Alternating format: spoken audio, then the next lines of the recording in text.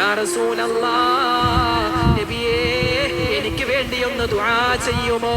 അല്ലാഹുവിന്റെ റസൂൽ ദുആ ചെയ്യുന്നു, അല്ലാഹുമ്മ ഗ്ഫിർ ലി ആയിഷ, എന്റെ ഭാര്യയാകുന്ന ആയിഷക്ക് നീ പൊരുത്തപ്പെട്ടു കൊടുക്കണേ അല്ലാഹ്.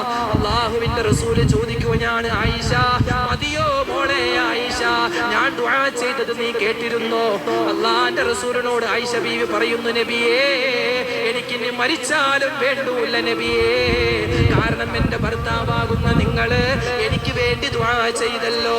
ഭർത്താവിന്റെ പൊരുത്തത്തോട് കൂടിയാണ് ഒരു ഭാര്യ മരിക്കുന്നതെങ്കിൽ എന്റെ ഉമ്മ നിങ്ങൾക്ക് പിന്നെ ഒന്നും വേണ്ട സ്വർഗത്തിൽ കടക്കാൻ. ഒരു ഭർത്താവിന്റെ പൊരുത്തമുണ്ടെങ്കിൽ ഭാര്യമാരെ നിങ്ങൾക്ക് സ്വർഗമാ. അതുകൊണ്ട് ഭർത്താവിനോട് നമുക്ക് എപ്പോഴും കടമയുണ്ട്, കടപ്പാടുണ്ട്.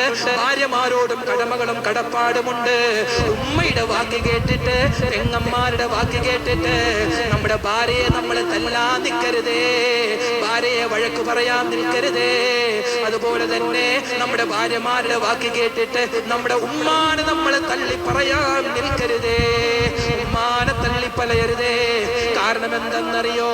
ഉമ്മയാണല്ലോ നമുക്ക് സ്വർഗം, ഉമ്മയാണല്ലോ സ്വർഗം. ഉമ്മാടെ തൃപ്തിയില്ലാതെ എന്ത് സ്വർഗമാണ് ചെറുപ്പക്കാരാ നമുക്ക് കിട്ടുന്നത്?